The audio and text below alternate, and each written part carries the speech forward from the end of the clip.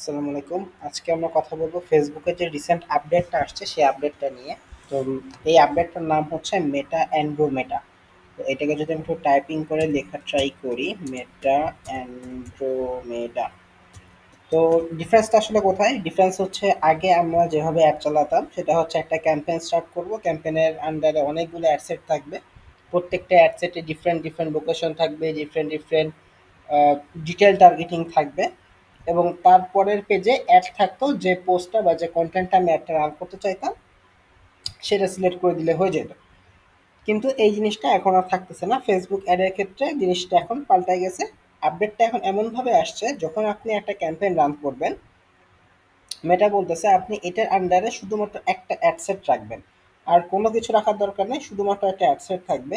এবং ওই অ্যাডসেটের আন্ডারে থাকবে হচ্ছে অনেকগুলো অ্যাড, মানে কন্টেন্ট।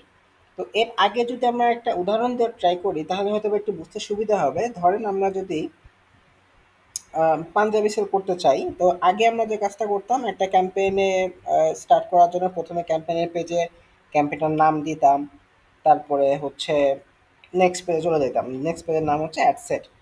তো অ্যাডসেটে আমরা একটা অ্যাডসেটের ডিটেল টার্গেটিং হিসেবে দিতাম যারা ভার্সিটিতে পড়ে, যারা ম্যারিড বা যারা সিঙ্গেল বা যারা ব্যবসা করে বা যারা জব করে, এরকম একটা অ্যাডসেট বানাইতাম। সেকেন্ড একটা অ্যাডসেট কপি করে ডুপ্লিকেট করতাম, সেই অ্যাডসেটে হয়তো বা আমি দিতাম হচ্ছে যারা, যাদের সামনে বার্থডে আছে বা সামনে বিয়ে আছে তাদেরকে আমরা টার্গেট করতাম। আমরা হয়তো বা আরও একটা অ্যাডসেট বানাইতাম ডুপ্লিকেট করে, যে যারা হয়তো বা আমাদের ফেসবুক পেজে বা আমাদের ওয়েবসাইটে এর আগে আসছে, এরকম কাউকে হয়তো টার্গেট করতাম। তো অ্যাডসেট কিন্তু তিন চারটা হয়ে যেত।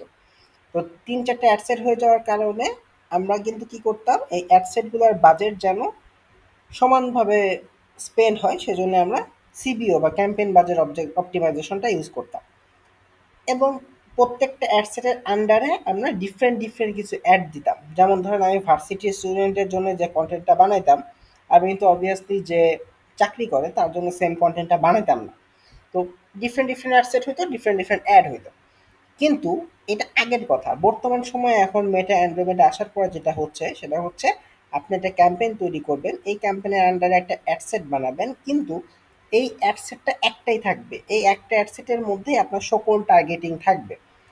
এর এখন বড় কথা হচ্ছে মেটা চাচ্ছে না আপনি আর কোনো সময় টার্গেটিং করেন। সে বলতেছে ভাই তোমার কোনো টার্গেটিং করার দরকার নাই, আপনার কাস্টমার কারা বা তোমার কাস্টমার কারা এটা মেটা নিজে থেকে দেখবে।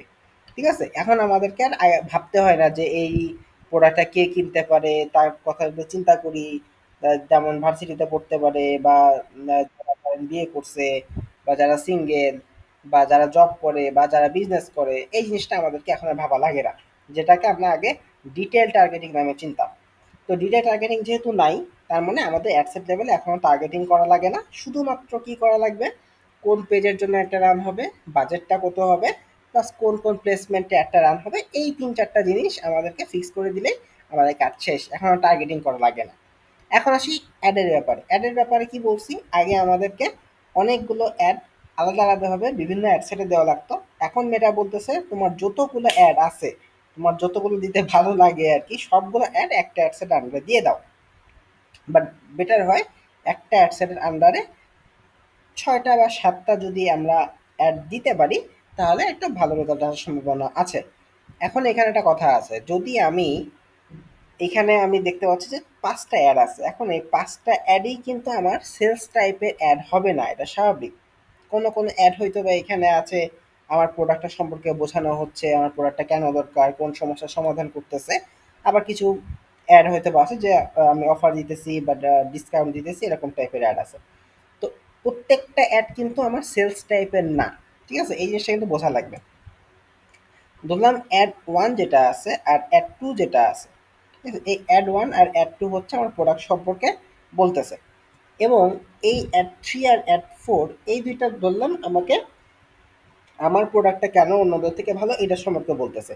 এবং অ্যাট লাস্ট যে অ্যাড 5, এই অ্যাড 5 এ হয়তোবা আমাকে বলা হচ্ছে যে এই প্রোডাক্টটাতে ডিসকাউন্ট আছে, আপনি যদি এখন অর্ডার করেন তাহলে আপনি একটা ডিসকাউন্ট পাবেন, ডেলিভারি চার্জ ফ্রি পাবেন, এরকম কোনো কথাবার্তা আছে। তো এই যে দেখেন প্রত্যেকটা অ্যাডের ধরন কিন্তু আলাদা আলাদা। এই অ্যাড 1 দেখে কেউ কিন্তু প্রথমে কিনে নেবে না, কিন্তু এই অ্যাড 1 2 3 4 দেখে যে মানুষটা আমার ওয়ার্ম অডিয়েন্স হয়ে যাবে সে কিন্তু অ্যাড 5 দেখলে কিনতে পারে। তো মেটা বলতেছে তোমাকে এই কন্টেন্টগুলো আগে আলাদা আলাদা করে দেওয়া লাগতো, এখন আলাদা আলাদা করে দেওয়া লাগবে না, তুমি জাস্ট একসাথে সব অ্যাডগুলো দিয়ে দাও। এই অ্যাডগুলোর মধ্যে কিছু অ্যাড থাকতে পারে প্রবলেমেটিক সলভিং, কিছু অ্যাড থাকতে পারে তোমার প্রোডাক্ট কেন ইউএসপি নিয়ে বা কেন ভালো অন্যদের থেকে, আরও টাইপের কন্টেন্ট থাকতে পারে যে কি কি অফার আমি দিতেছি।